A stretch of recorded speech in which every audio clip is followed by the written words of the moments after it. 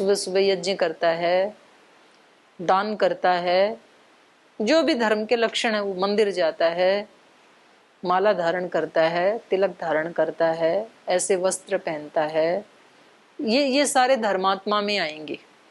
लेकिन वो अंदर से आध्यात्मिक भी हो, आध्यात्मिक मतलब आत्मा के गुणों के अनुरूप उसका जीवन हो, ये जरूरी नहीं है।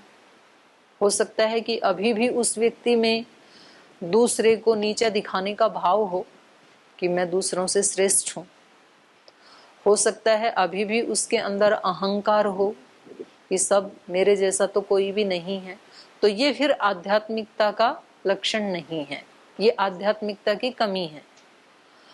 और जरूरी नहीं है कि जो आध्यात्मिकता है, आध्यात्मिक व्यक्ति है, वो जरूर धर्मात्मा भी होगा। मतलब धर्मात्मा में इस अर्थ में कह रही हूं यहाँ पर धार्मिक कर्म कांड करने वाला। हो सकता है कोई एक बिल्कुल गरीब कोई किसान हो, गांव में बहुत सादगी से एक सीधे साधे से घर में किसी झोपड़ी में रहता है, अपना छोटा सा परिवार है, लेकिन उसके अंदर ईमानदारी, उसके अंदर सेवा परायणता, उसके अंदर सत्य, पुरुषार्थ, मेहनत, ये सारे गुण हों उसके अंदर, और किसी को भी सताता नहीं है, और जितना भी उसके पास मुट्ठी भर है उससे वो दूसरे की सेवा करता है। तो यहाँ भगवान की सृष्टि में ये जो छोटा सा फूल है ना, इसका अपना एक अस्तित्व है, और ये जो बड़े वाला है इसका अपना एक अस्तित्व है, गुलाब वाले का। तो हम इसमें तुलना नहीं कर सकते हैं कि कौन सा फूल श्रेष्ठ है। दोनों की अपनी महिमा है। जिसके पास अत्यंत बड़ी सामर्थ्य है वो बड़ी सेवा कर सकता है, उसकी अपना एक सौंदर्य है। जिसके पास कम सामर्थ्य है और कम सामर्थ्य को भी उसने ऐसा सजा के रखा है, उसका अपना एक सौंदर्य है। किसी का बहुत आलीशान भवन हो, महल हो, उसका अपना एक सौंदर्य है। लेकिन जरूरी नहीं उसमें रहने वाला जो व्यक्ति वो भी उतना ही सुंदर हो। और ये हो सकता है कि किसी की अपनी एक छोटी सी पर्ण कुटीर है और उसमें राम जैसे महान व्यक्ति रह रहे हैं चित्रकूट में। उस झोपड़ी का अपना एक सौंदर्य है। झोपड़ी कैसी भी है, रहने वाला कितना महान है। शरीर कैसा भी है, शरीर में रहने वाली आत्मा कैसी है, तो ये जरूरी नहीं है। तो इसलिए इन्होंने यहाँ दो विशेषण दिए उनके, धर्मात्मा, सत्य संपन्न। वो राजा कैसा था, धर्मात्मा भी था और सत्य से संपन्न था। सर्व संपद विभूषित है, सब प्रकार की संपदाओं से वो विभूषित था।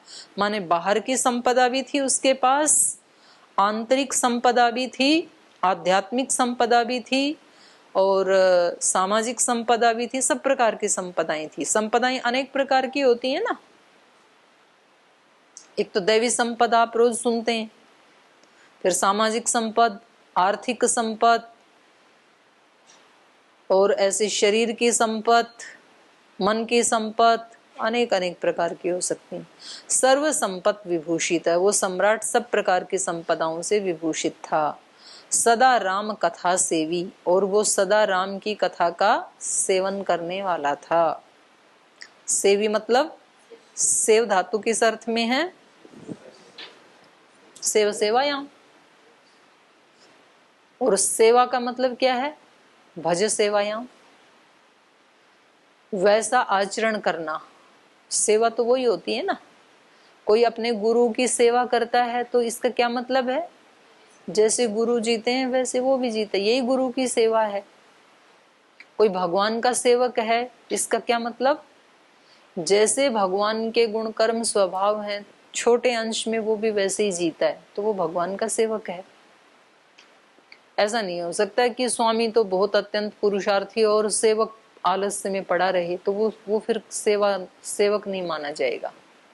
श्री राम के सेवक हनुमान जी हैं, तो हनुमान जी में कैसे गुण हैं, राम जी जैसे ही हैं। वो बहुत पुरुषार्थी भी हैं, वो सेवा परायण हैं, दूसरे के दुख को दूर करने वाले हैं, निस्वार्थ हैं, कोई उनके अंदर स्वार्थ नहीं है, पवित्र चरित्र वाले हैं, मर्यादित हैं। वो सारी चीजें हैं। जो जिसका भक्त होता है या जो जिसका सेवक होता है वो वैसे ही आचरण वाला होता है जिसका वो सेवक है या भक्त है। तो ये कैसा था? राम कथा सेवी, राम की कथा का सेवन करने वाला था। राम पूजा परायण, और राम की पूजा करने वाला था। राम पूजा पराणाम च शुश्रूषु अनअहंकृति ही पूज्येषु पूजा निरत समदर्शी गुणान्वित। तो ये कैसा था? राम पूजा पाराणाम, राम पूजा पराणाम, राम की पूजा में ही वो परायण रहता था, माने हमेशा। क्योंकि अब राजा है तो उसको बहुत सारे काम करने होंगे ना, तो जो भी वो कर्म करता था तो उसको क्या मानता था? भगवान की पूजा, राम की पूजा। तो राम पूजा पराणाम च शुश्रूषु, और अपने कर्मों में तो वो करता ही था, जो दूसरे भी हैं राम पूजा पराणाम, जो राम पूजा करने वाले व्यक्ति हैं उनकी भी वो सेवा करता था। भगवान के, अगर हम भगवान के भक्त नहीं बन सकते हैं तो भगवान के भक्तों के भक्त तो बन सकते हैं ना, क्योंकि भगवान तो हमें दिखता नहीं, तो हम उनके भक्त कैसे बने? तो जो भगवान के भक्त हैं उनके तो भक्त हम बन सकते हैं ना। तो वो एक चेन है वहां तक पहुंचने की, भगवान तक पहुंचने की। एक व्यक्ति को राजा से मिलना था, तब राजा से वो मिल नहीं सकता है, क्योंकि वो तो सामान्य व्यक्ति है, उसको बेचारे को कौन जाने देगा राजमहल में। तो उसको तो गेट के ऊपर ही द्वारपाल रोक देंगे, लेकिन उसकी तीव्र अभिप्सा है कि वो राजा से मिले। तो अब वो मिले कैसे? तो किसी ने बताया कि जो राजा के महल में जाते हैं, जो राजा के सेवक हैं, आप उनकी सेवा करने लग जाओ। तो अब जो राजा के सेवक हैं, कोई मंत्री है, कोई प्राइम मिनिस्टर, वो भी बड़े बड़े, वो भी अपनी कोठी में ना घुसने दें। तो फिर उसने सोचा कि मैं किसकी सेवा, ये भी मेरे को पास नहीं लगने देते। तो जो राजा का सबसे छोटा सेवक था, स्वीपर था जो, उसने उसके साथ मित्रता कर ली। उसके घर उठना बैठना, बहुत उसके साथ प्रेम भाव, उसकी हर काम में हेल्प करना, ऐसा उसकी सेवा करना शुरू कर दिया उसने। तो एक दिन उसने बहुत सुंदर चित्र बनाया, उसके अंदर प्रतिभा थी चित्र बनाने की, और वो अपना चित्र राजा को दिखाना चाहता था। वो दिखाई कैसे? तो उसने इस स्वीपर को दिखाया कि देखो मैंने ये चित्र पर, हाँ बहुत अच्छा है। उसने डाल दिया ऐसे, उसके लिए क्या कीमत है, उसको तो पता ही नहीं बेचारे को, उसने देखा और डाल दिया। उसने सोचा ये तो आगे नहीं पहुंचाएगा। फिर अगले दिन और एक चित्र बनाया, और बनाया, तो इसको पता ही नहीं, ये अपने डालता रहा, हाँ भाई बहुत अच्छा बनाया, इतना कह करके। फिर एक दिन उसने प्रधानमंत्री का चित्र बनाया, तो इसको लगा कि ये तो बड़ा प्यारा चित्र है, तो क्यों ना मैं प्रधानमंत्री को दिखाऊं कि ये मेरे फ्रेंड ने बनाया है, मेरे दोस्त ने बनाया। तो लेके गया, तो उसने देखा ये तो बड़ी सुंदर कलाकृति है, किस व्यक्ति ने बनाया ये? तो उन्होंने बनाया, तो उसको कल बुला के लाओ। तो अगले दिन स्वीपर से प्रधानमंत्री तक तो पहुंच गया। तो उन्होंने कहा बड़ी सुंदर कलाकृति है, आप राजा का एक चित्र बनाएंगे ऐसे? बोल जी कोशिश करूंगा, जैसी भी मेरे अंदर पात्रता है। तो उसने पूरे मनोयोग से बहुत सुंदर सजीव चित्र बनाया राजा का। अगले दिन जाके प्रधानमंत्री को दिया, उन्होंने राजा को दिखाया, राजा बोले तुरंत उनको पेश किया जाए, और उसको बहुत ऊंचे पद के ऊपर आसीन कर दिया। तो ईश्वर तक पहुंचना है तो क्या करें, ईश्वर को जानते ही नहीं हम। तो जो ईश्वर के भक्त हैं उनकी सेवा करना शुरू कर दें, तो उनके माध्यम से फिर हम ईश्वर तक पहुंच जाते हैं। तो ये राजा कैसा था?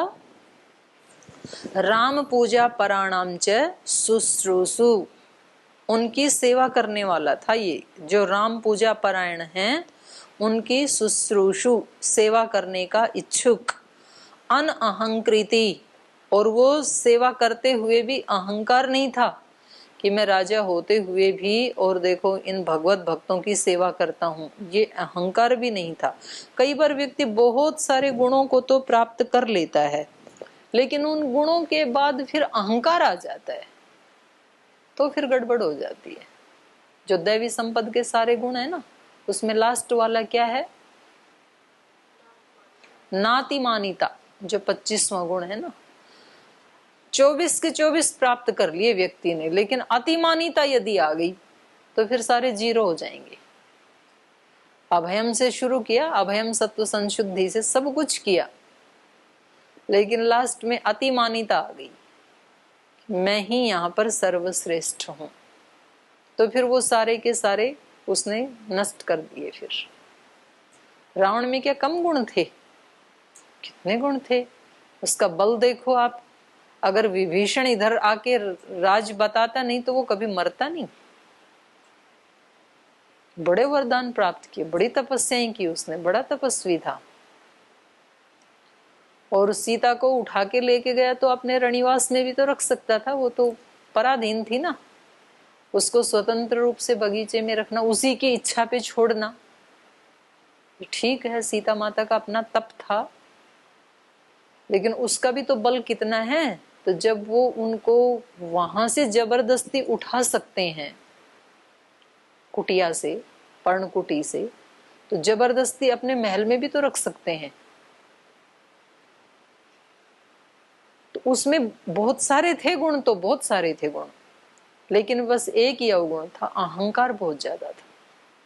और उस एक अहंकार के कारण जब दूसरे लोग उसको समझाते थे ना कि आपने ये गलत किया है, विभीषण ने भी समझाया, उनके नाना ने भी समझाया, उनके भाई कुंभकर्ण ने भी समझाया, और लास्ट में तो उनके पुत्र मेघनाथ ने भी समझाया कि पिताजी ये गलत कर रहे हो आप, अभी भी मौका है, अभी भी वापस कर दो सीता को। लेकिन उसका अहंकार बोले अभी वापस कर दूंगा तो लोग मेरे बारे में क्या कहेंगे। कई बार व्यक्ति को लगता है कि हाँ मैंने गलती तो की है, लेकिन वो अपनी गलती को भी ठीक साबित करना चाहता है। किसके कारण? अहंकार के कारण। कि अगर मैंने ये मान लिया कि हाँ ये मेरी भूल थी, तो फिर तो इसका मतलब मैं दोषी माना जाऊंगा ना, तो मेरा अहंकार क्या हो जाएगा? पराजित हो जाएगा। फिर तो अपने अहंकार को जिताने के लिए, हम जानते हैं ये दोष है, तो भी हम अपने दोष को ठीक साबित करने के लिए पूरी शक्ति लड़ा देते हैं। सच्चे झूठे जितने भी प्रमाण दिए जा सकते हैं, क्योंकि मुझे क्या करना है, अहंकार क्या कहता है कि मैं कभी हारने वाला नहीं हूं, मैं अपनी गलत बात को भी ठीक सिद्ध करके ही मुझे संतुष्टि मिलेगी, अहंकार को। तो ये राजा कैसा था? अनअहंकृति, इसमें अहंकार भी नहीं था। पूज्येषु पूजा निरतः, और जो पूज्य जन हैं उनकी पूजा में ये निरंतर लगा रहता था। पूज्येषु पूजा निरतः। समदर्शी गुणान्वित, जो पूज्य हैं उनकी पूजा में निरत क्यों रहना चाहिए? जो पूज्य जन हैं उनकी पूजा में निरंतर क्यों लगे रहना चाहिए व्यक्ति को?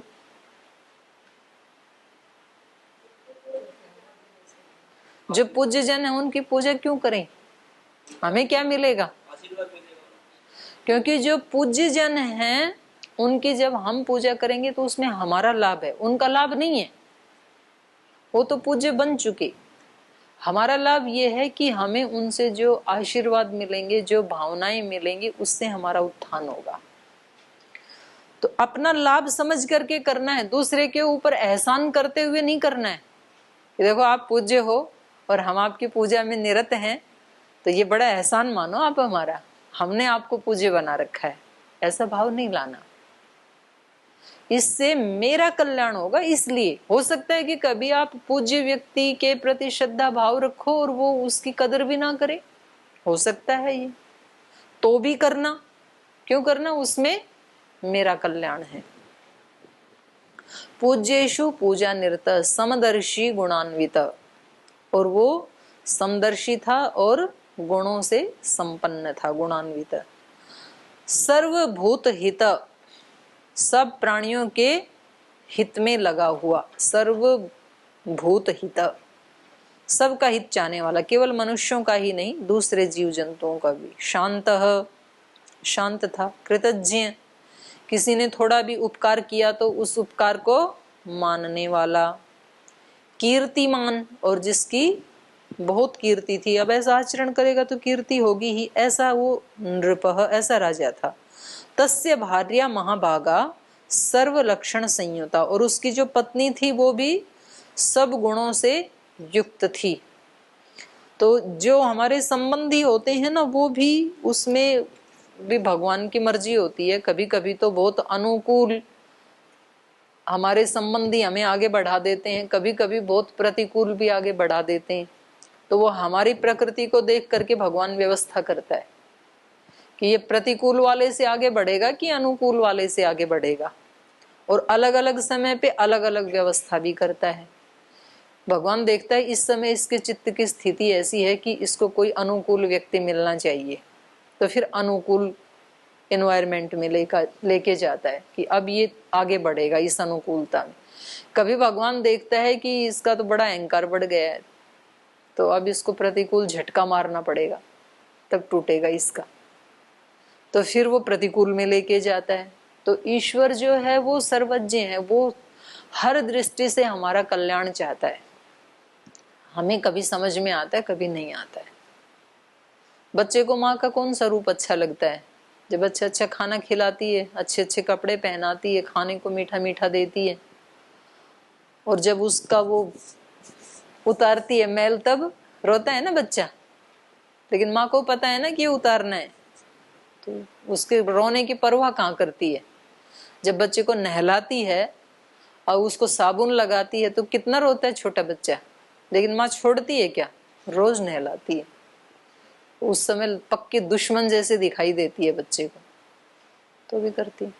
ऐसी हमारी भी होती है। हमारे को हम भगवान की या अपने बड़ों की, गुरुजनों की, माता पिता की कभी कभी कुछ बातें अच्छी लगती हैं, कभी कभी कुछ बातें बिल्कुल अच्छी नहीं लगती हैं, तो भी वो करते हैं। लेकिन तो इनकी पत्नी भी इनके गुणों को बढ़ाने में एक साधन थी, सहयोगिनी थी। भगवान भी तो देखते हैं ना, तो कभी कभी ऐसे लोगों को बहुत अच्छी पत्नी या बहुत अच्छे पति मिल जाते हैं जो अच्छे होते हैं, कभी कभी उससे उल्टे मिल जाते हैं, तो वो भी उनको आगे बढ़ाते हैं। उल्टे वाले भी तो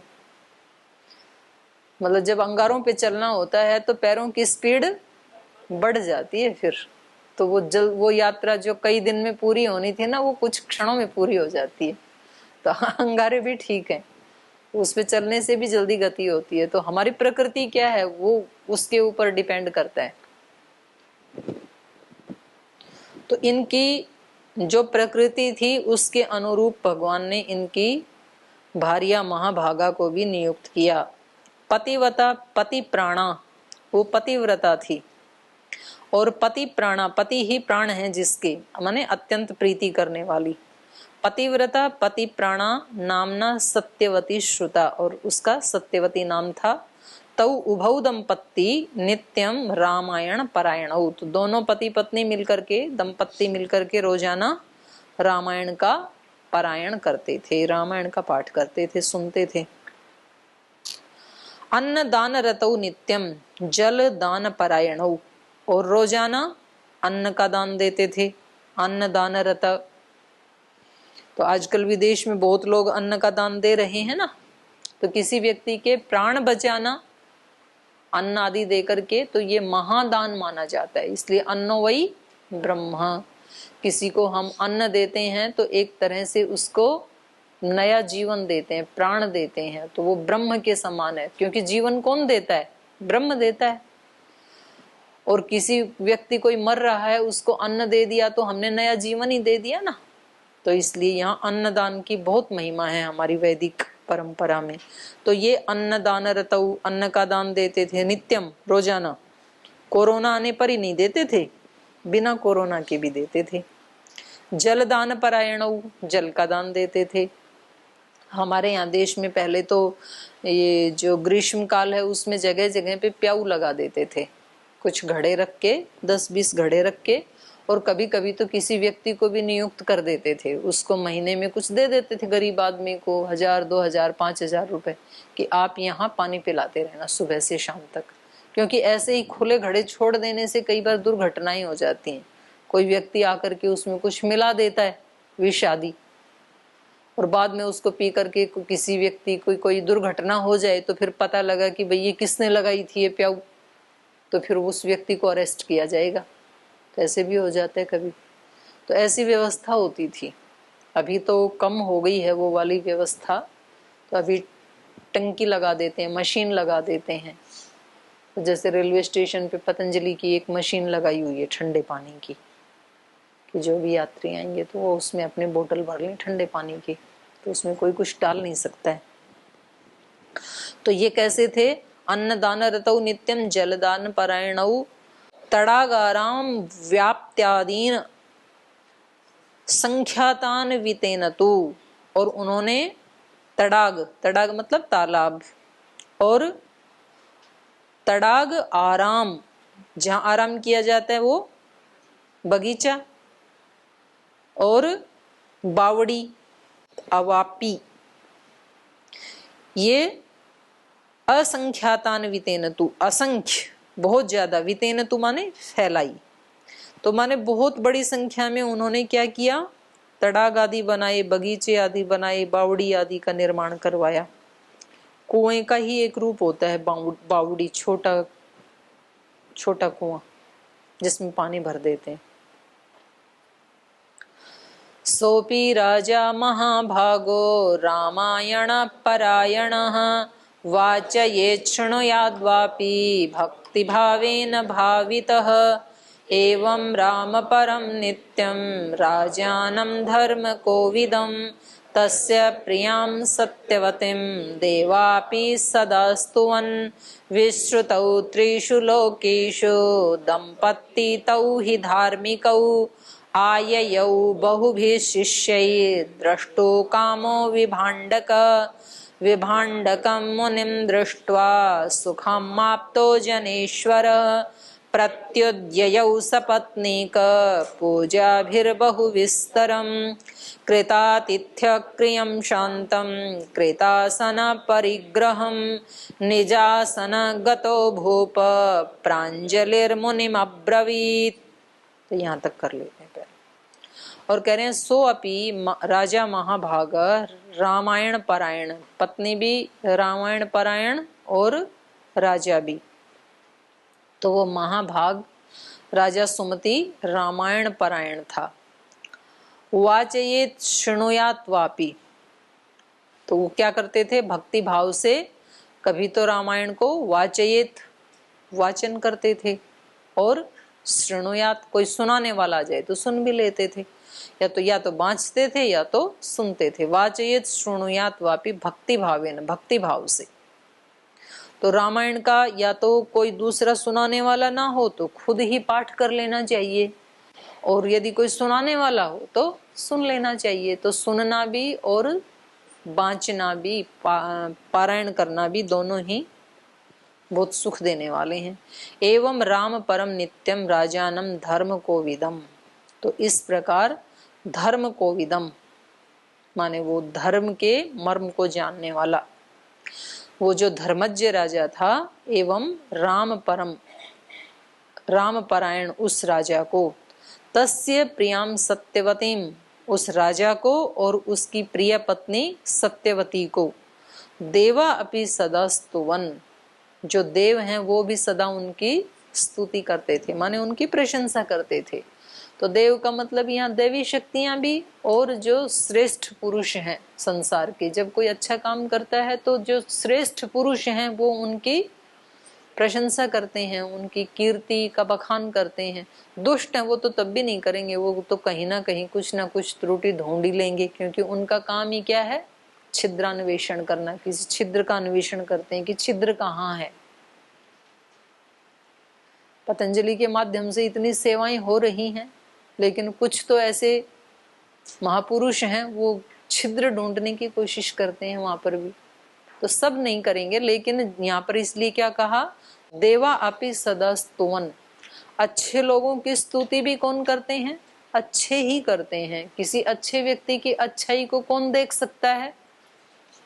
अच्छी दृष्टि वाला ही देख सकता है। जिसकी दृष्टि अच्छी नहीं है तो उसको तो फिर अच्छा दिखेगा ही नहीं, तो कुछ भी नहीं कर सकते हैं उसके लिए तो। और इसमें दूसरा जो है, जो सूक्ष्म दैवी शक्तियां हैं, तो ये उसमें ब्रह्मचर्य सूक्त में भी आया ना। ब्रह्मचर्य सूक्त का दूसरा मंत्र नहीं, पहला ही मंत्र, पहला या दूसरा, देवा सम्मनसो भवंती, पहले ही मंत्र की दूसरी लाइन है ना। पहला मंत्र बोलो, ब्रह्मचारी हैं तस्मिन देवा सम्मनसो भवंती, यही कह रही हूं पहले ही मंत्र में। तस्मिन उसमें देवा देव सम्मनस उसके मन के साथ मन वाले, माने वो दिव्य शक्तियां उसके मन में आ जाती हैं उस ब्रह्मचारी के मन में, तो देव भी उसके साथ ट्यूनिंग कर लेते हैं। तो ऐसे ही यहाँ पर भी कहा देवा भी देव भी, दैवी शक्तियां भी, तो दोनों प्रकार के देव, एक शरीरधारी देव, ऋग्वेद आदि भाष्य भूमिका में पढ़ा ना आपने, देव कितने प्रकार के होते हैं? 2 प्रकार के 33 में से भी 2 प्रकार के, एक सगुण साकार, एक निर्गुण निराकार। तस्य प्रियाम सत्यवतीम देवा अपि सदा स्तुवन, तो इस प्रकार से विश्रुतौ त्रिषु लोकेषु दंपत्ति तौ ही धार्मिकौ आययौ बहु भी शिष्यई, तो ये तीनों लोकों में जब उनकी ख्याति फैल रही थी तो एक बार बहु भी शिष्यई ही, बहुत सारे शिष्यों के साथ, द्रष्टु कामो उनको देखने के लिए, विभांडकः आययौ, विभांडक नाम के मुनि अपने बहुत सारे शिष्यों के साथ उनको देखने के लिए आए। तो उसके बाद क्या हुआ वो फिर कल चर्चा करेंगे।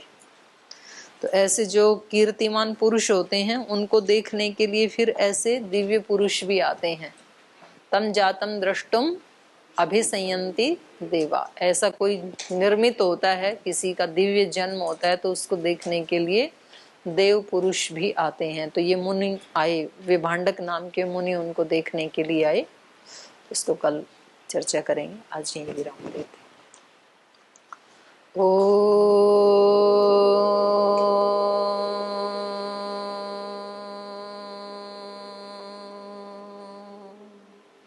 शांति शांति शांति। श्री गुरुभ्यो नमः। हरि के नाते से सब नाते, इससे सभी सुहाते। हरि के नाते से सब नाते, इससे सभी सुहाते। किससे वैर करेंगे प्यारे, विविध रूप धर आते। किससे वैर करेंगे प्यारे, विविध रूप धर आते। स्वार्थ बिना जो सबकी सेवा करते नहीं अघाते। स्वार्थ बिना जो सबकी सेवा करते नहीं अघाते। पर दुख दुखी सुखी पर सुख में, वो जन हरि को भाते।